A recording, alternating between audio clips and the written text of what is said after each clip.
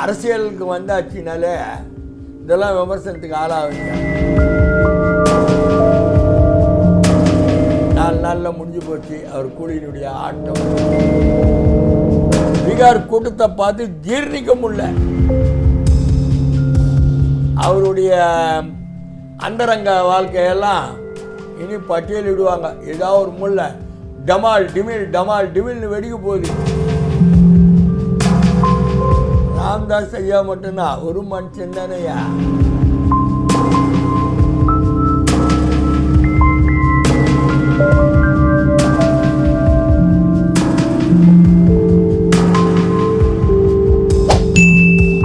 இந்தியாவிலேயே தமிழ்நாடு பொருளாதாரத்தில் வளர்ந்துக்கிட்டே போகுது. ஃபாரின் கம்பெனிங்கெல்லாம் நிறைய வந்து இங்கே இதுவாகி தமிழ்நாட்டில் இதுவாகி எலக்ட்ரானிக் இதில் வந்து தமிழ்நாடு முதலிடமாக வந்துக்கிட்டு இருக்கு. தமிழக முதல்வர் வந்து ஒரு 8 நாள் 9 நாள் ஃபாரின் கண்ட்ரிக்கெல்லாம் போயிட்டு தொழில் முதலீடு அங்கே தமிழ் கலாச்சாரத்தை பற்றிலாம் பேச போயிருக்காரு.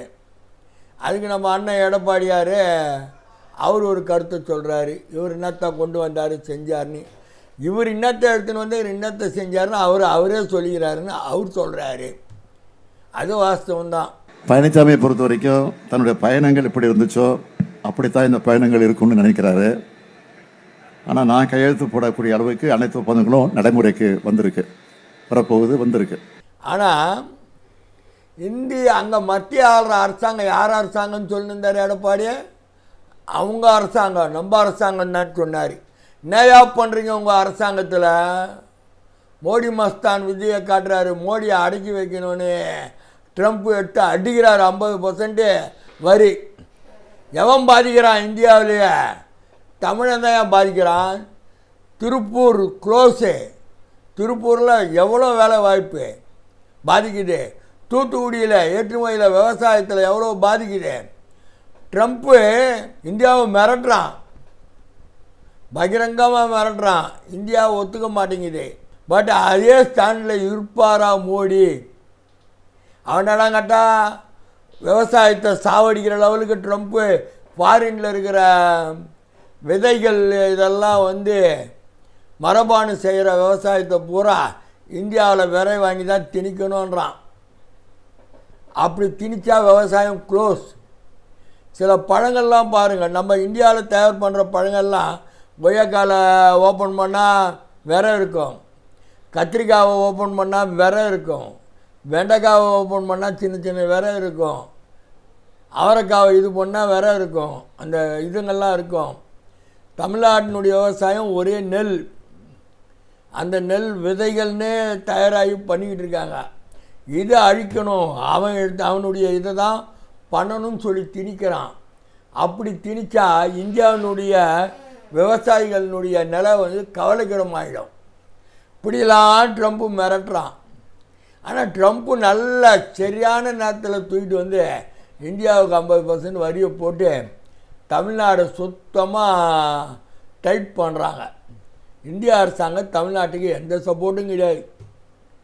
ட்ரம்ப்பு ஏற்றின வரி விலக்குக்கு சப்சிடி கொடுத்து இங்கே இருக்கிற ஜிஎஸ்டிலாம் விலக்கு கொடுக்குறான்.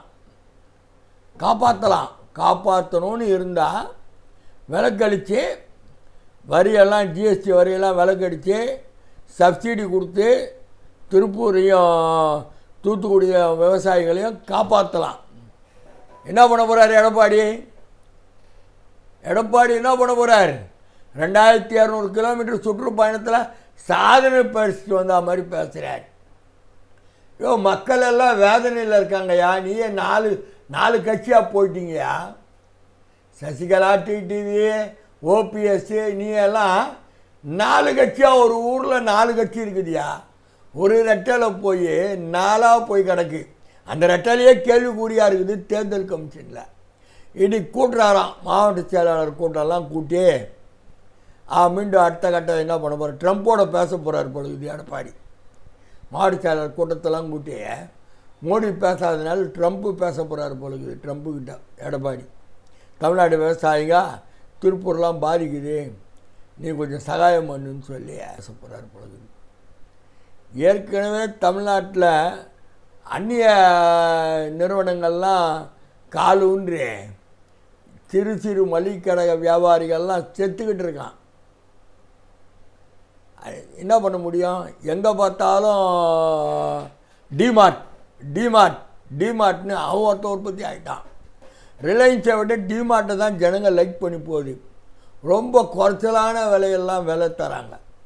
ஏழைப்பாலெலாம் கூட போய் வசதி படைத்தவன் தான் டிமார்ட்டில் போகணுன்றது இருந்தது ஒரு காலம். போய் ஏழைவாழ் மக்களெல்லாம் அன்றாட மக்களெல்லாம் கூட போய் டிமார்ட்டில் வாங்க ஆரம்பிக்கிறாங்க. லோக்கலில் தெருக்கு வச்சு இந்த மளிகை கடை வியாபாரம்லாம் க்ளோஸ். எல்லாம் ஃபாரின் கலாச்சாரத்துக்கு கொண்டாந்துட்டாங்க. இப்படியெல்லாம் போயின்னு இருக்குது.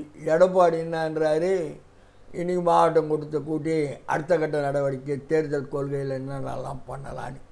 நல்ல நேரத்தில் ட்ரம்ப் வந்து 50% போட்டு தமிழ்நாட்டை சாவடிச்சார். பற்றியா இந்தியாவுக்கு குறி வச்சார்.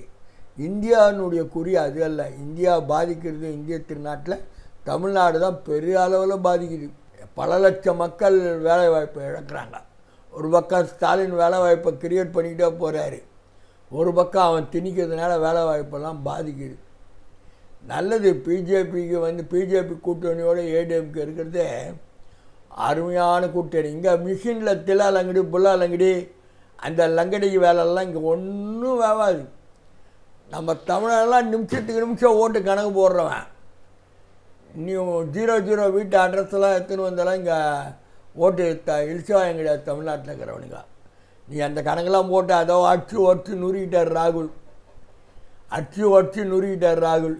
ராகுல் பீகாரில் போகிற ட்ராலிக்கு இந்த ஓட்டினுடைய இதுங்களை கொண்டு போயிட்டு இது பண்ணுறாருன்னு தமிழக முதல்வரும் திமுக தலைவரும் போய் கலந்துக்கிட்டாரு.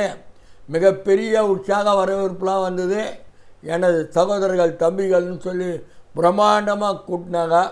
அது எதிர்கட்சிங்க பிடிக்காம ஸ்டாலின் பிஎம் கனவு காண்றாருன்றான். இந்த ஜெயலலிதாவையா? ஜெயலலிதா அம்மையார் சொன்ன மாதிரி அவங்கெல்லாம் பிரதமரே நீங்கள் தளபதிக்கு அந்த எண்ணமெல்லாம் கிடையவே கிடையாது. அவருக்கு போய் பிரைம் மினிஸ்டர்ன்ற எண்ணத்துக்கெல்லாம் அவர் எந்த காலத்துலேயும் ஆசைப்பட மாட்டார். தேடி வந்தாலும் போக மாட்டார். புரியுதா? அதுக்கு 2ஆம் கட்ட தலைவருங்கெல்லாம் ராகுல்லாம் வந்து தம்பியாக நேசிக்கிறாரு.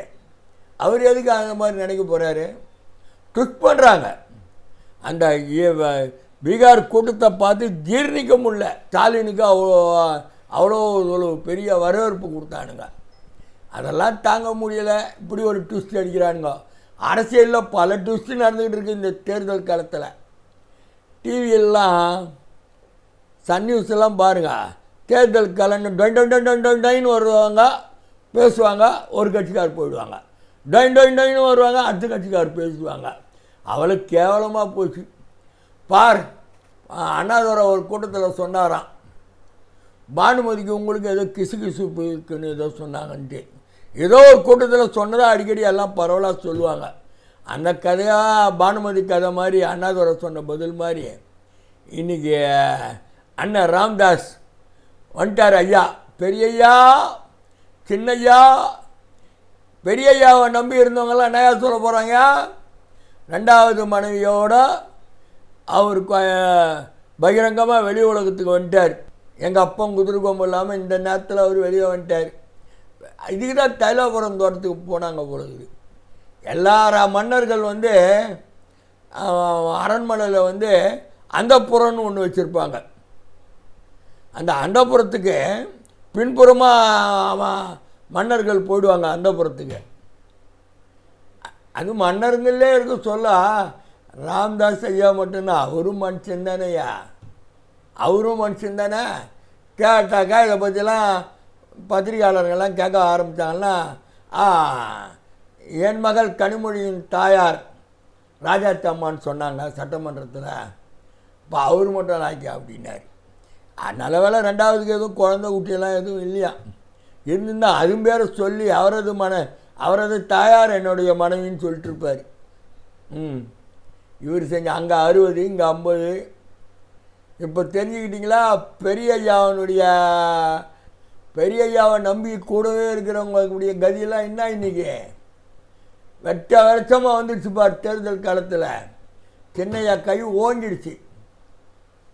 ஆமாம், பாமக அன்புமணி கையை ஓங்கிடுச்சு, பாமக ராம்தாஸ் கையை டவுன் ஆயிடுச்சு. அதுதான் அதே நிலை தான் இப்போ விஜய் வரப்போகிறார். விஜய் மாநாட்டில் பெருசாக கூட்டத்தெல்லாம் கூட்டி கொண்டு எல்லாம் வந்துட்டார். அவருடைய அந்தரங்க வாழ்க்கையெல்லாம் இனி பட்டியலிடுவாங்க. ஏதாவது ஒரு முள்ள டமால் டிமில்னு வெடிக்க போகுது. அதில் ஒன்று விஜய் கட்சிக்காரங்களே சொல்லுவாங்க. அதெல்லாம் கேட்டால் அரசியலில் இதெல்லாம் சகஜம் அப்பான்டுவாங்க. சினிமா நடிகைங்கள்லாம் இதெல்லாம் சகஜம் அப்படின்ட்டுவாங்க. நடிகர்களுக்கெல்லாம்